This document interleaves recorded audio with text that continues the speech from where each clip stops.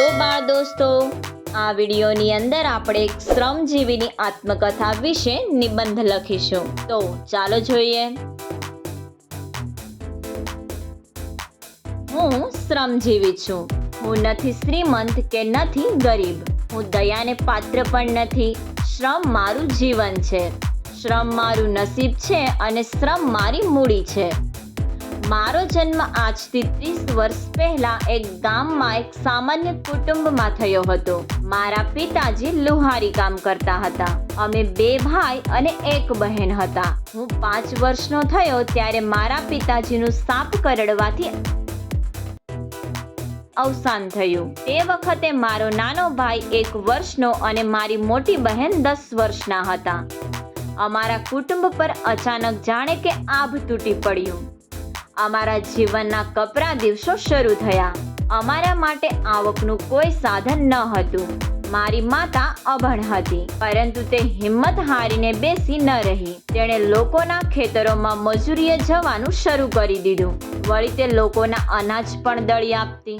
આ રીતે તે અમારું ભરણ પોષણ કરવા લાગી. હું નિશાળે જવા લાગ્યો. મારી બહેન 5મા ધોરણમાં ભણતી હતી. મારી માતાની ગેરહાજરીમાં તે ઘરના બધા કામો કરી લેતી. મારી બહેને SSC પાસ કર્યું પછી મારી માતાએ દેવું કરીને તેને પરણાવી દીધી. અમારા ઘરની આર્થિક સ્થિતિ નબળી હોવાથી હું પણ SSC થી આગળ ભણી શક્યો નહીં.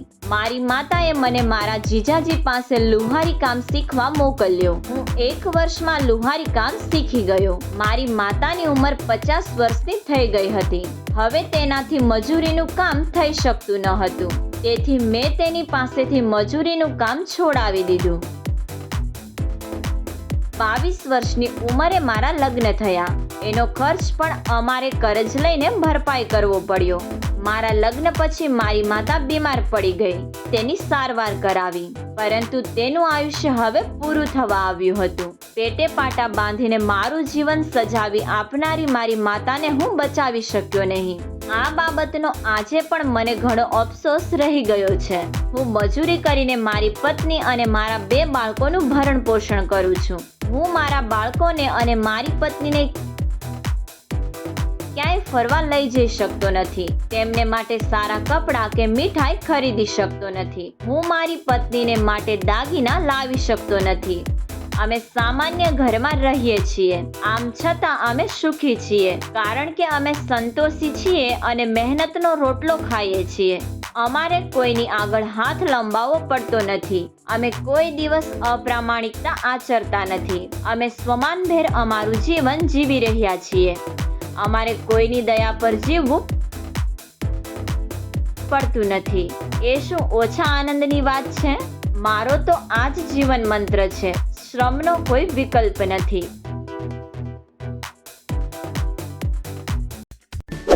સબસ્ક્રાઇબ કરો અમારી ચેનલ ક્રેઝી કિડ્સ લર્નિંગ.